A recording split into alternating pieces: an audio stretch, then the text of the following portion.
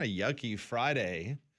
We got SEC baseball later today. The Auburn Tigers still in action. They will take on the Texas A&M Fighting Aggies at the Hoover Met if the weather will permit. So we will keep you posted on the activities in Hoover if we get any updates on anything changing with the schedule. We're always happy to be joined by our next guest. He is a Birmingham Metropolitan native. He went to the University of Alabama. He matriculated down to Jacksonville, Florida, where he's been working for the Jacksonville Jags. JP Shadrick joins us in studio. Good to see you, JP. Wow, I mean, in person, in the flesh. Wow, yeah, good to see you guys. Last usually time, on the phone. Well, last time we bought you some tacos at Social Taco. You remember that? That's right. Down in Homewood. We did not have tacos today. Yeah, that's sorry okay. About that. It's a pleasure to see you guys. Thanks for having me in, and great to be here. I can tell you, as just driving in, the weather, it's wet.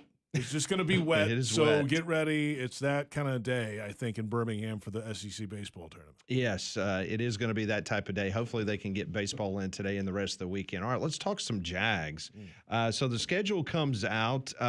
What was the overall opinion in your building down in Jacksonville? Were they pleased? Were they where were they? I was talking the other day to a man named Mike North, who's the VP of broadcast planning for the NFL. Basically, he's the scheduling czar, and he's the guy that's in the room every year.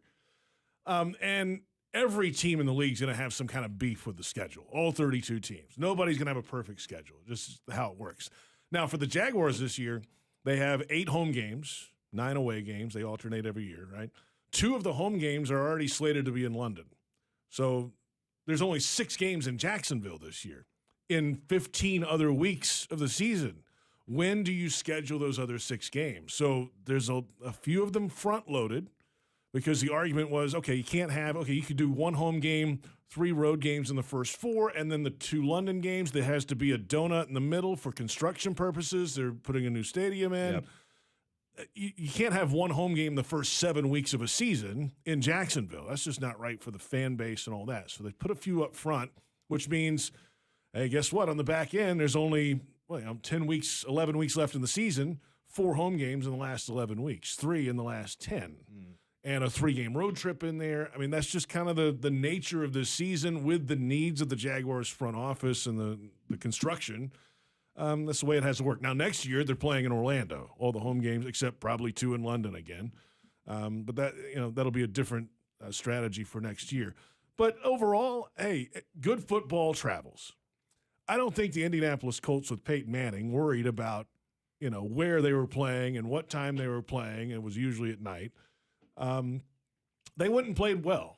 I'm not saying Peyton Manning's on this team, but Trevor Lawrence took a big step last year. Good football travels, bad football travels. We've been bad at every time zone at every time of day. You've been good. Just go play football and don't worry about the schedule. Every team in the league is good enough to win. The interest is always there from the fans with the American product. We see it over there, and it seems like it's a tough ticket. How sustainable is that, do you believe, with wherever the NFL decides to cast their nets? They can go anywhere they want. It's such a big product now and growing. The UK games sell out fast, right? And they've been doing that for years. So since 2007, they used to have preseason games there back in the old Wembley in the old days. And of course, they've gone in with Tottenham Hotspur, and they have a deal where they have 2 games at Spurs every year, and then the Jaguars have their own deal at Wembley. That's London. That's fine. That's not going anywhere. They've expanded into Germany, which was a huge World League of American Football with the Birmingham Fire and all that. And Frankfurt. All that. Yep. Yeah. So Germany is a hot ticket. I mean, it sells out in minutes. And they're only having 1 game a year. I could see if they keep expanding it, having multiple Germany sites a season because it's a slam dunk. Last year they played in Ireland. That was easy. 80,000. I think the Steelers were the home team. Connection there. No problem. They're not doing it this year. This year they're moving to France. They're doing a game in Paris. And they did last year Madrid and Germany last year. And Brazil. Yeah, Brazil is coming up again. They're actually moving to Rio this year instead of Sao Paulo. So it's not going away. And they haven't been scared they might expand. They're talking about Middle East at some point. These days they might be coming back off that a little bit. Far East is still in play at some point down the line. They're going to go to 18 games fairly soon. Far East, you think Japan most likely? Maybe. I mean, who knows? Okay. China, Japan. I mean, figure out a spot over there that makes sense. When they go to 18 regular season games, they're going to go to 16 international games. So one. And they've kind of, squeezed the orange. There's dollars and other currency elsewhere that the NFL would like to have. I know it goes a lot into it with team personnel, support staff, the things that you have to travel with that might not be readily available over there. But from a player perspective, now that we've done this a few times, is it more of a burden or is there a lot of excitement? I'm curious to see how this Australia game goes this year, week 1. I mean, I know they're on the West Coast. I know that, but I mean, it is still, you're changing days. You're playing on Friday morning over there and then coming back and then playing the next week. Let's check that one out.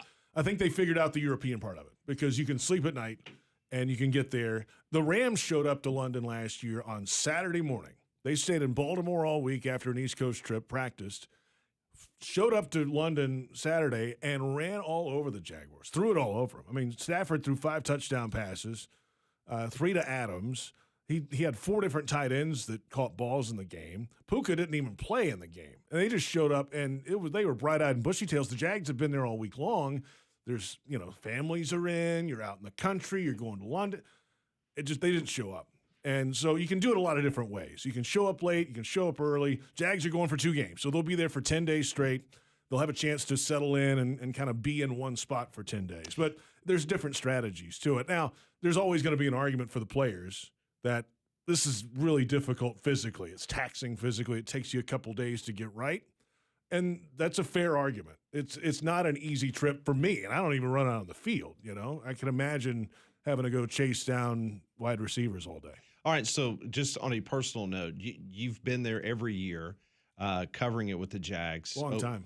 First year was 2013. Yeah. Okay, in London. Have you run out of things to go sightsee, or what do you do on your downtime? Yeah, it's such a big place. You can't run out of things to sightsee. I mean, that's kind of what it is. I've done things a few different times. Last year was like, okay, I'm there. A couple years ago, I was there like multiple weeks. I had the Jags games, and I had another game on top of that for Westwood. So I'm just there. I'm like, what have I not done? I've never taken the ferry down the river. It cost like $5, and I did the whole. It was awesome. Okay. So like little things like that. Going to this mall. Sorry, but what river? What were we talking about? London. I've never been to London. Okay. It's in England. I don't know if you've heard of this, but there's a big clock there too. There's a palace, the royal family. I don't know. I have time to go in the whole history of England. All right. So in relation to Jasper, where would England be? Not close. No, I'm just asking you. Not even The river. close. No, I've not been to Same Europe. language, kind of. Yeah. All right, so taking the ferry on the river. You haven't done that yet. Yeah, so that was cool. Like little things like that. So you All did the that last museums year. are cool. Yeah. Everything's incredible there. And there's actually a great food scene too. So it's awesome. If you're into that. Yeah. The pubs. Yeah, pubs. Yeah. I've been to 1 or 2. I bet you. Is there beer cold over there? Yes, it Okay. can be. You like the dark stuff? Yes. Okay. You go with like the syrup, I like the the heavy light stuff too. I like it all. Okay. I don't really discriminate, man. Okay. I got you. And you can take the train. You don't have to drive anywhere. Okay. Do fans gravitate to you when you're wearing your NFL Jags gear? It is funny because I the bet they do. Jaguars have had such a presence there over the years, and there, at least until lately, has not been a lot of UK-based coverage. So a lot of the UK fans, all they get is Jaguars.com, right? Or Jaguars radio, and that does happen, which is kind of interesting. Like Hasselhoff, big in Europe. I don't know how that works. JP Shadrick is the hassle of Europe. That is awesome. Kind of weird. Wasn't he huge in Germany? Yeah. Had like a top 10 songs, I think. Yeah, something like that. No, it's a trip though. It's a lot of fun. Jaguars have, we'll see what happens with the new stadium in Jacksonville.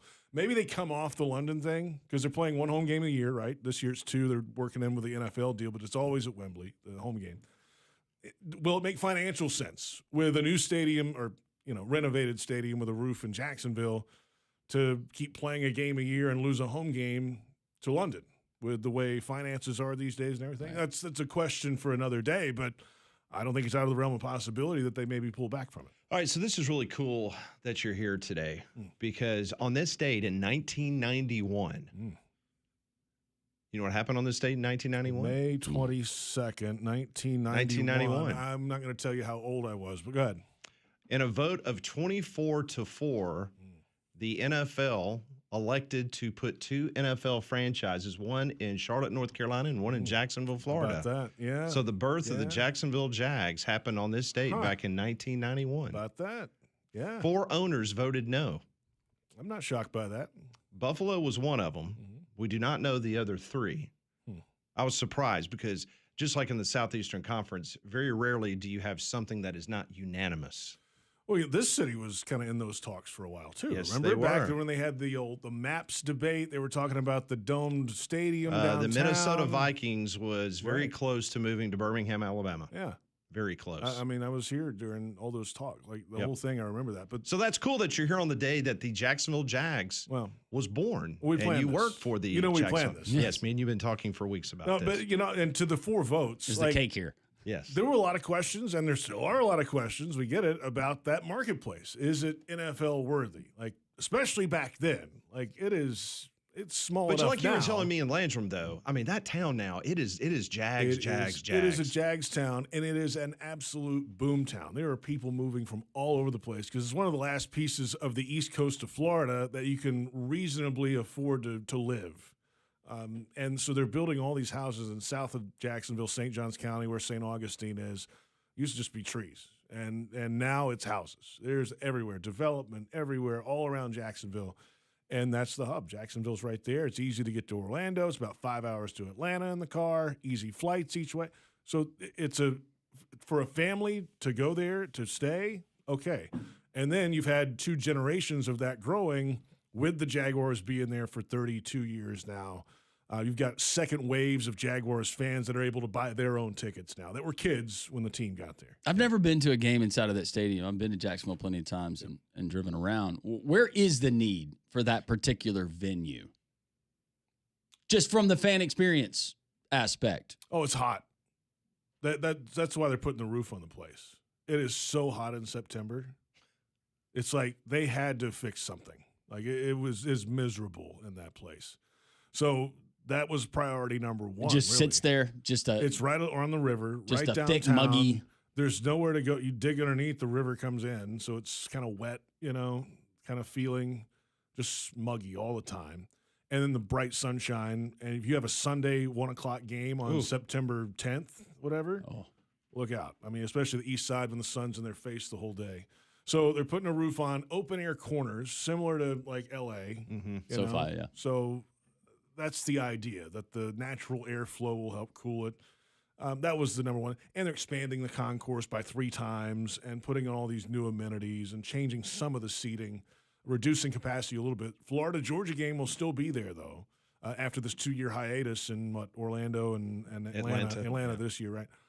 It'll be back, and they've got a contract for that. And the schools, from what I understand, really love the idea of having more premium spaces. They're adding field suites like Dallas, and for their really high-end boosters, the Bull Gators and whatever the equivalent is at Georgia, like they want their high-end boosters to have a high-end product and not just a seat in a stadium. This is kind of in the weeds here, but we talked about it. A lot of times they build these stadiums, these press boxes, without ever consulting anyone who is going to use these boxes. No kidding. Has anyone reached out to you guys about anything?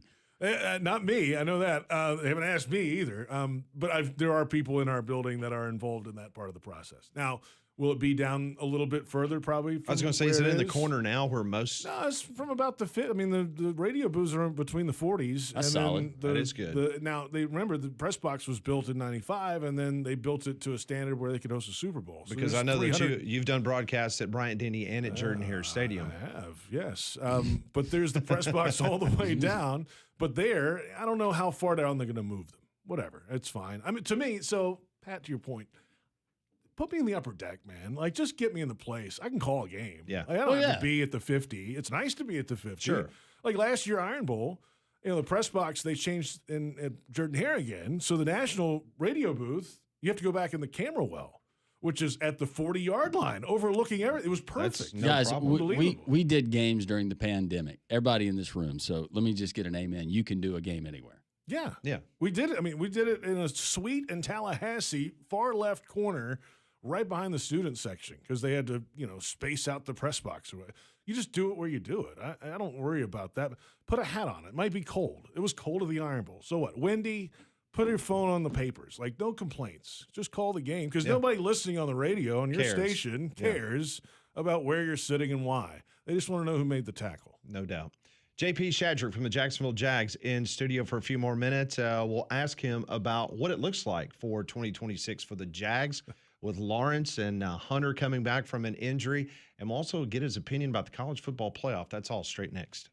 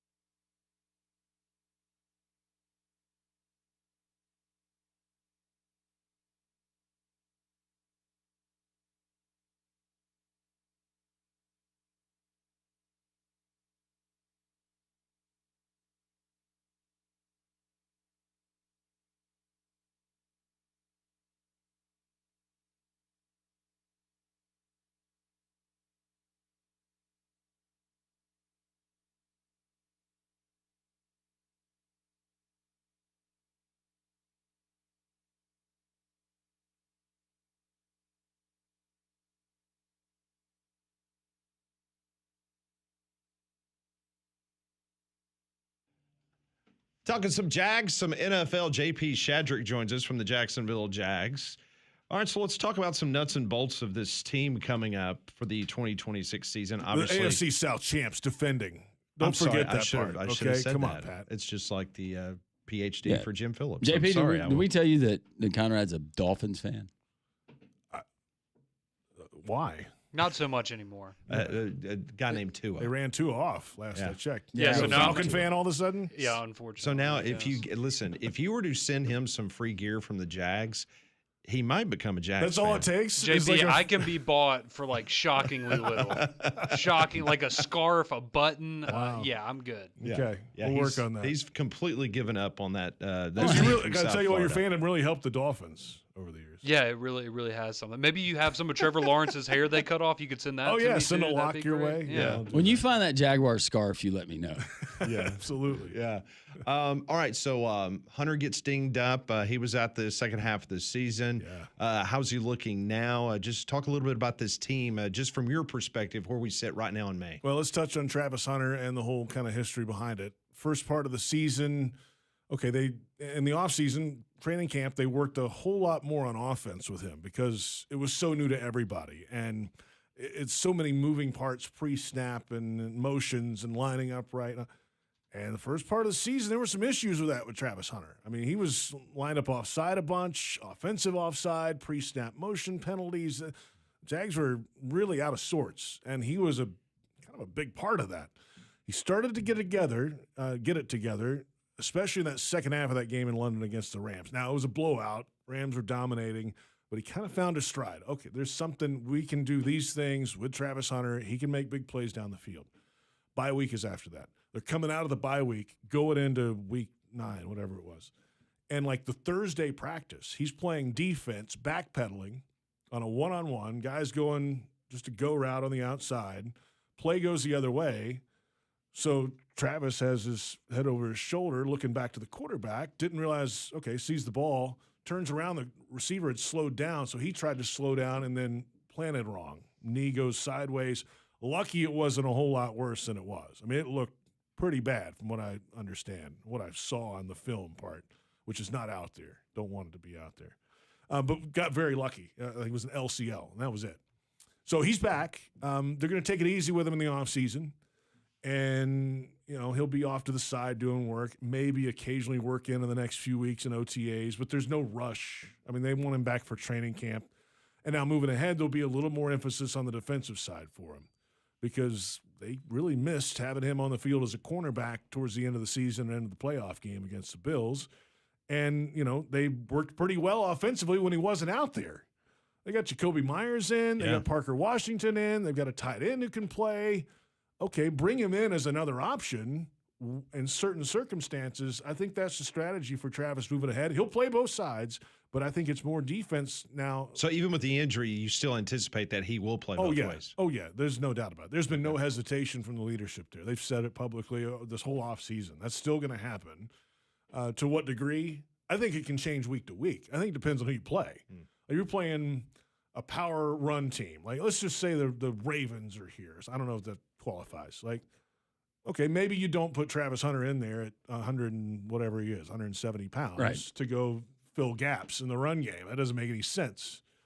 Okay, if you're playing somebody that has more weapons outside and you feel like you need to shut one down, Travis is probably your guy. I think it depends on the week. What were the needs for the Jags heading into the draft? How did they address those needs? Well, they needed more tight end play. So they have a lead tight end who was injured probably 4 weeks of the season, Brenton Strange from Penn State.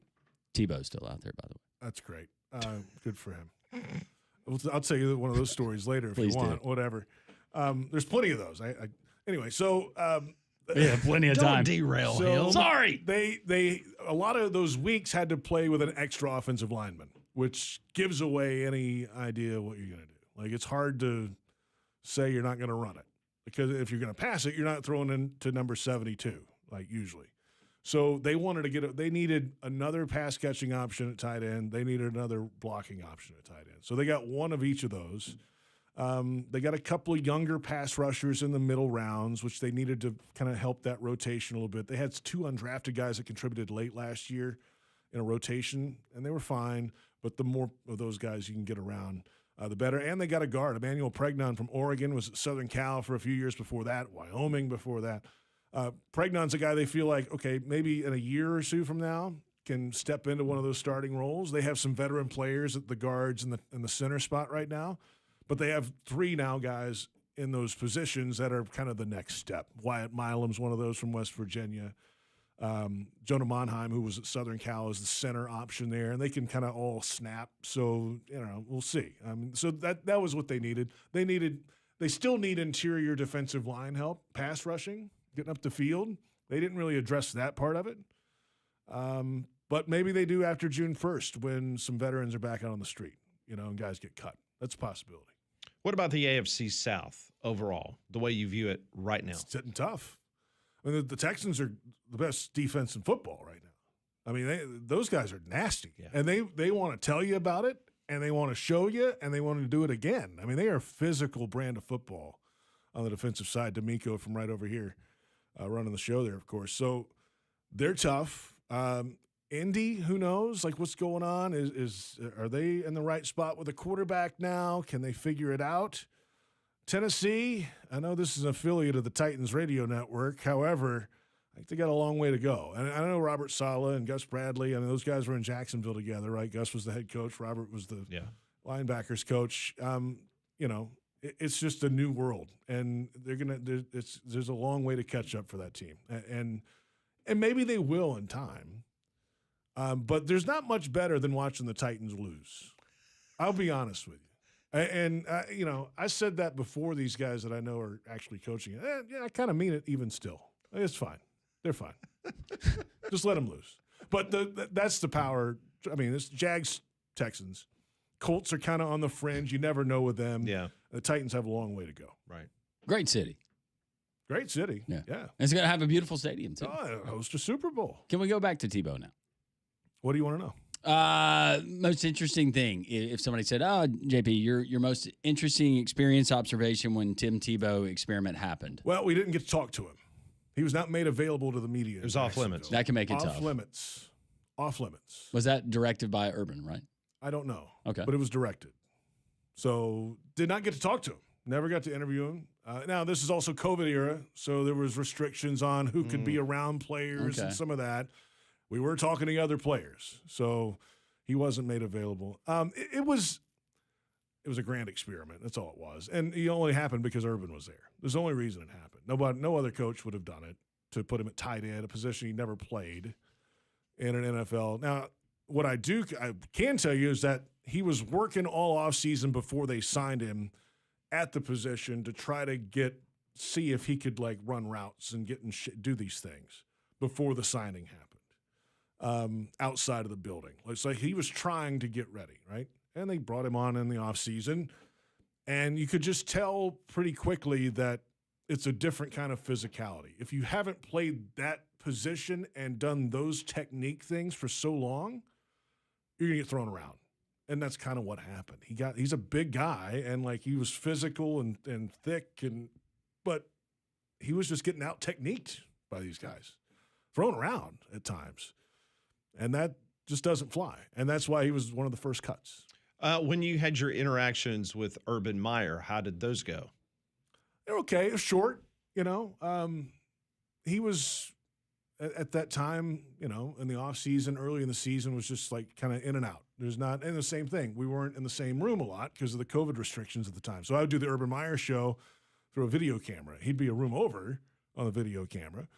And then that was kind of what it was. But I was hosting shows with him and events and would do certain things. And, you know, it was fine. It was never close, you know, not like personally close. It was very like in and out business transaction. But that was mainly the interaction with Urban. And I'm guessing through all of that, there were probably rumblings there within. It wasn't a total shock to you to see the end result. Well, no. I mean, after the video stuff, after the Cincinnati game, week 4, was like, wait a minute. The hot pants incident.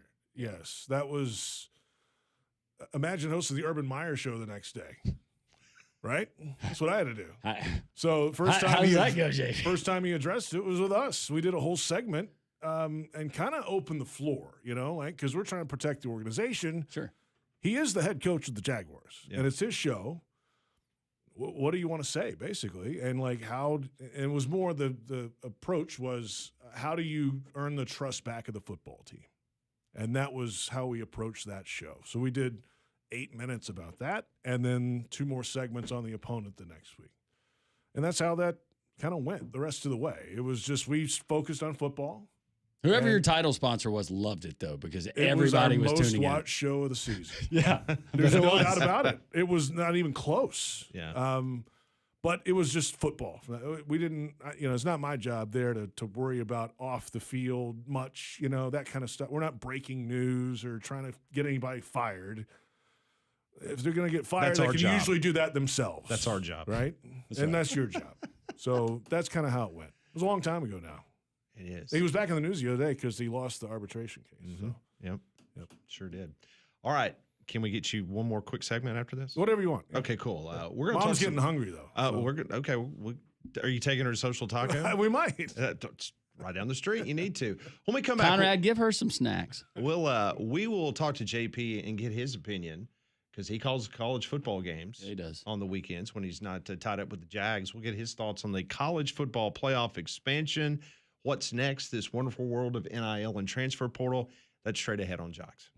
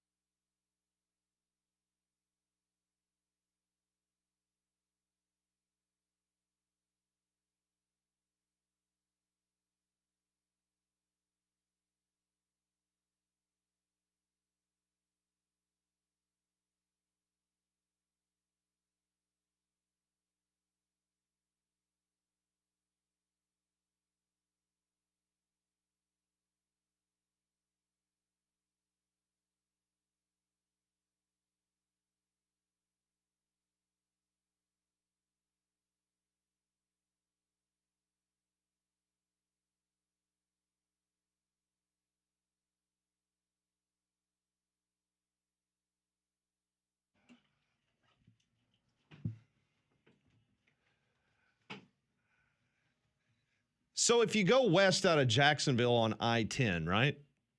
And not I-10? Well, you can't go east Well, because there's an ocean there. Well, I understand that. But right down I-10, You have an amphibious. you can get to Destin, Florida. About 4.5 hours. Yep. And Destin, Florida will be the site of the SEC spring meetings coming up next Tuesday. One of the major conversation points are going to be, should we expand the college football playoff? The SEC says, hey, if we're going to do it, we're good with 16, but we're not going to 24. Everybody else in college football wants 24. You do games every weekend in college football. You've been around this game for a long time. What's your opinion on the college football playoffs. Should have expand, and is it 16 or 24, the magic number? I mean, there's an argument now that as it is, reduces the importance of conference championship games. Right? Or the regular season. And that was my next point, too. I think the bigger you get, the less impactful that some of these regular season games will be on your chances. You're going to have some 3-win teams or 3-loss teams that are going to get into a 24. That's just how it's going to go. Who are they going to play? Like, how is it formatted? How many teams get a bye? How long is this darn thing going to go, by the way? I mean, are we going to start in mid-November and be done by New Year's or the second week in January? I mean, there's a lot of those things. I think 24 is big. I like it how it is now. I kind of liked it if it was 8 instead of 12, but be a little more selective. I think the more teams that you have that are available to get in, it makes a loss in October just not a big deal anymore. Where it used to be, we all remember this, like you lose one game and it's like, it's over. Oh, they're going to the Capital One Bowl now instead of the BCS. And I see it from that. I see it from that side. I also see it from as opposed to losing that early game where maybe it used to eliminate you, right? You've still got that. Oh, well, there's still a chance because if we win 2 out of our final 3 or somehow. Or, hey, let's run the table and you get in the SEC championship game, then all of a sudden you're backdoored into it. We've seen that a bunch of times too. But if those don't exist anymore, okay, if that doesn't exist, that makes the regular season big if you're going for a conference championship because you got to win enough games in the season in the conference to win the conference championship. But is that an automatic qualifier now? Like, who's the champion? Are there co-champions? There's all that. And I love the fact of a conference championship. See, I grew up in that era where it's like the SEC championship mattered.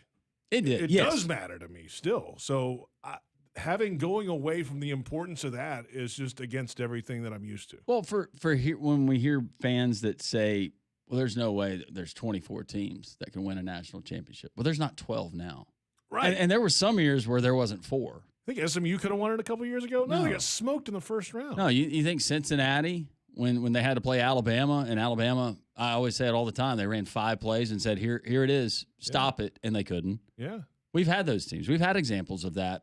I'm just thinking without knowing any of the conditions, any of the financial implications that go with it, and we don't know that, then I'm all about more football if we have to eliminate a championship game. Like, where do they draw the line? Like, all right, so how many automatic qualifiers are there? Like, all the conference champions are automatically in? That would make sense to me.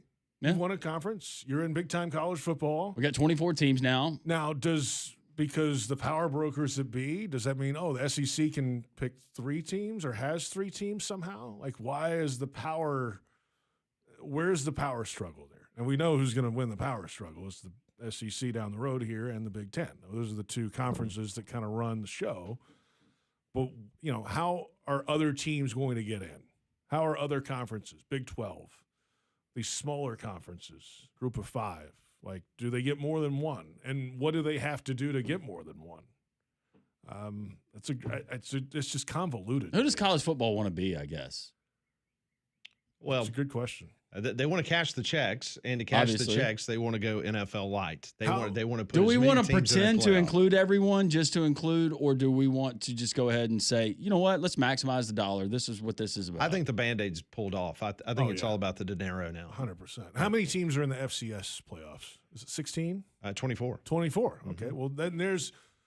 Right. It's a different world. Different. Now, see, we're thinking of it in a money financial perspective in schools. But in terms of on-the-field football. For access. You've got 16 teams. There's qualifiers to get. They know how to do it. And it comes out to roughly 21% of your field in college basketball now with the expanded 70-16 tournament is going to make the field. It's around 18 and a half, somewhere like that for baseball. So now you look at football. Football currently with 137 teams and 12. Conrad did the math. It comes out to roughly, I think it's like 8.5%, 9% right now. So if you just wanted to go uniform across the board and get a little bit closer as far as teams eligible. I'm curious too, like how much would ESPN make on extra playoff games, the early playoff games? Like how there'll be a few more, right? Well, you know what they're going to do. I mean, they're going to do exactly what they're doing now, which is they're going to sublease them to TNT. Yeah, right. And then at that point in time, it's like, how much is TNT going to pay for it? And money's flowing hands 4 different ways. Yeah.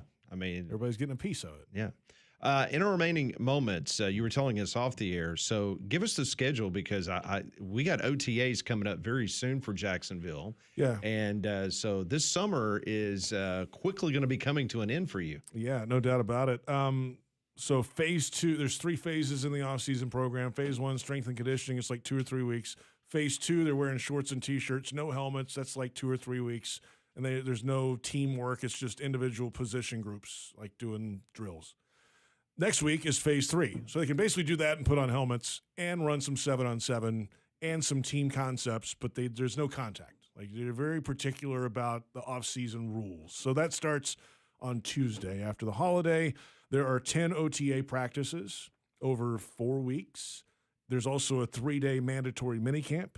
The Jaguars are flip-flopping the last 2 weeks, so they're going to have the 3-day mandatory minicamp in week 3, and then the final OTAs, I think 3 OTAs in the final week that are voluntary, but there's been good attendance. We'll see what happens at the end. They usually, a day gets trimmed off here or there, right?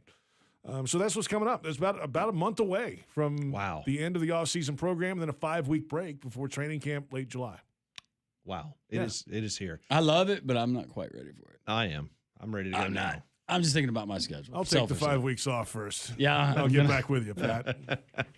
That is JP Shadrick from the Jags. JP, always great to see you and meet your mom. Hey, thanks for having us in, man. We appreciate it. Gus, great Trustvillians. It must be nasty out because the window shade is down in here today. You can't see Legion Field. Would you like to see Legion No, it's okay. Field? I've seen it before. I've been there a time or two. That's to make it tougher on the snipers. Yes, fair enough.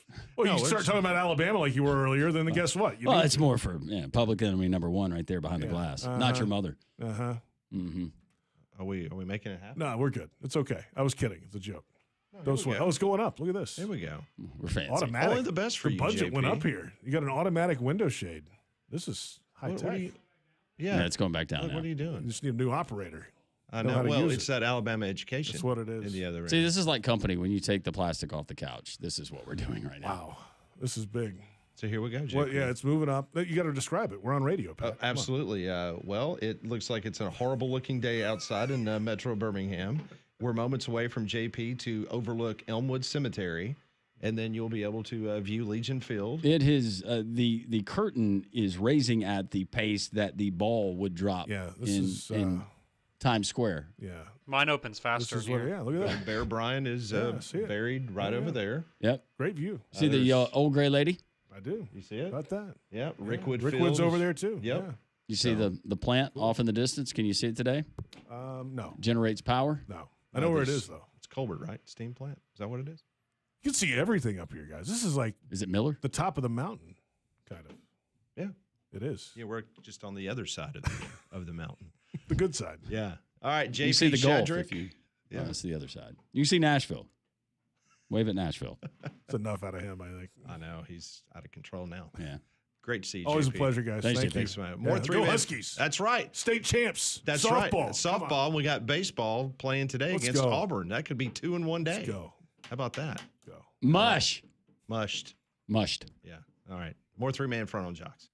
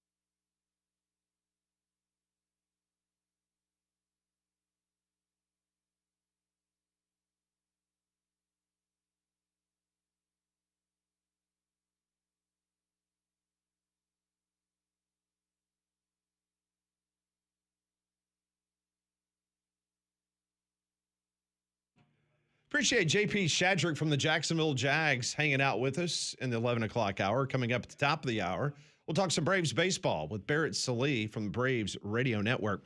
You know, your foundation and waterproofing specialist is Deep South Construction Pros. Deep South is a family-owned company with real Southern roots. If you're dealing with foundation issues or moisture problems, Deep South Construction Pros, they're the experts. Foundation repair and waterproofing, that's the backbone of what they do every single day. From cracks and wood damage to crawl space, moisture, and mold, they're trained crews. They can fix the problem at the source. The owners, they are proud Alabama locals who still call this place home, and they're committed to serving families across the Alabama and, of course, the Tennessee Valley. In the Deep South, reputation means everything, and that's why you should trust Deep South Construction Pros. Go to their website deepsouthconstructionpros.com. That's deepsouthconstructionpros.com. Your home, it's their commitment, because if it's your home, it matters to them. That is deepsouthconstructionpros.com. We have had many of you reach out to us this morning asking if there's been any change in the schedule at the Hoover Met. And as of this moment, there has been no change. Yesterday, games were moved up. Today, Auburn is still scheduled to play Texas A&M at 6:30 tonight at the Hoover Met. So there has been no change as of this moment in regards to the scheduling, which means you will have Arkansas and Texas. First pitch is scheduled for 3 o'clock. Auburn and Texas A&M roughly 25 to 30 minutes after the end of the first game today. So that is the very latest. What does the weather forecast look like, Conrad, from a radar perspective? Yeah, so I'm looking at it right now. So it looks like around here it will clear up, hopefully between 2 and 3. Then have a couple of hours of overcast, but not rain. And then it is popping up that around 6 or 7 there could be more light showers. So that would maybe be something that would. You said light, not the heavy. No. It doesn't look stuff. like we're going to have any big storms or anything. But I mean, last night when I was there and you were there too, Pat, for the Alabama-Florida game, it rained a little bit in the middle parts of the game, and you would have some of the crowd that would go to the concourse for 15, 20 minutes, and then you were able to go back to your seats. So hopefully if anything, it'll just be that, and it won't interfere with, the actual play or anything like that. So they had 14,000 plus last time Auburn played against LSU, and they had 11,000 and some change yesterday. Of course, that was a 3 o'clock first pitch on a Wednesday, less than 24-hour notice for folks to try to change things around. But once again, the crowds have been fantastic. What Hoover has been able to do, I mean, the parking and the tailgating and everything, once again, just major 5 stars, plus, all the way around for Hoover and what they do each and every year for the SEC baseball tournament. No way, but does it better. And they continue to add different elements and from the fan experience. And I just talked to families, and I told you my nephews, my sister and her husband, they went out there yesterday to watch Bama in Florida. But from the fan experience, what you get there at the Finley Center, from everything there in the concourse, just a great environment. And I know it's easy. Some of these guys are getting NIL money and what intercollegiate athletics. But you still, I do anyways, sitting there with you watching Vandy and Florida the other day, or whoever we were watching, just for a second kind of forgot about that, and it felt like I was watching college sports, which was refreshing. Yeah, absolutely. And it's sad we don't get more of that. Yeah, well, it will be a major topic of discussion next week in Destin, Florida, as the SEC spring meetings will get underway on Tuesday. Greg Sankey, he will meet with the media on Monday evening, so I'm sure there will be plenty of audio clips that Damian and Conrad will have for you at 6 a.m. on Morning Jocks on Tuesday morning. Yes, bunch of them. Yes, it is going to be a plethora and cornucopia of information that is going to be coming out of Destin. That's something that I look forward to every single Tuesday this week, is just the 6 a.m. It kind of just feels like, because we get all that information leading off, it feels like it really leads us into the football season. Why are we doing that? We're about to have a long weekend. We should all be happy and supportive. And well, me and Pat are smiling. That just makes us really happy. Well, 2 out of the 3, I guess. So that's good. That's something. Yesterday, Jerry Moorhead, who's the president of the University of Georgia, he gave multiple interviews in which he said, if we don't get federal legislation, in my opinion, we're going to have to do this conference by conference because we can't allow this Wild West to continue any longer. I'm prepared next week in Destin to be ready to vote on creating an SEC mechanism, SEC rules that we have to do if Congress is not going to act as they should. We just cannot continue down this current path. We've waited months after Congress to act, and it hasn't occurred yet, end of quote. He also went on, and he has been catching major, major shade. And I know when I brought it up yesterday, everyone in the room kind of looked at me like going, he really didn't say that, did he? Where he basically said the SEC could do away with the college football playoff, and they could basically crown their own champion at the end of the season. Yeah. And the likes of Dan Wolken and other people around college football have really taken offense to some of the things Jerry Moorhead said. Well, for the record, any conference can do that. But if it's about That's just making called money, a conference champion, right? well, yeah, everybody can do that. That sounded like a really good idea back during the pandemic. I thought when you said it, it was coming from more of a posturing position. Like, all right, Jamie Pollard, I'm kind of reading this national narrative. Well, here, this is going to get your attention because you know my name. You know what my input or influence means in the SEC. I'm going to throw it out there that, yeah, we're ready to do that. That's where I hope he was coming from. Because I really don't want to see a whole lot of breaking away. As crazy as it sounds, I would like to see as much as I know this is all depending on dollars and cents, Pat, but I don't want the Big 12 to go away. I still want the SEC to have matchups every now and then with the ACC. Everybody needs a win, right? Yes, they do. That will be one of the major conversation points next week. Some people believe that it's going to be the wildest SEC spring meetings. I talked to someone last night who has covered a lot of SEC spring meetings, and they told me that they believe that it will be a lot of rhetoric, and at the end of the day, the SEC will stay at 16, and we will continue to kick the can down the road and try to figure out what's next, because they got until December 1st to decide for sure for 2027. Then we'll get into November, and we'll forget that they still haven't decided, and then there'll be that reminder. Remember, we got the December 1st deadline. We'll be talking about it, and then we'll get the news that we're staying at 12. Yeah. Which the Big Ten has officially said, we're not talking about 16. We're going to go to 24. If we're not going to go to 24, okay, we'll stay at 12. Well, hopefully the SEC has their fair share in that 12. When we come back on Three-Man Front, Barrett Sallee will talk some Braves baseball as they get ready. Back at home after a short stint in Miami, Florida. Back at home this weekend. We'll talk to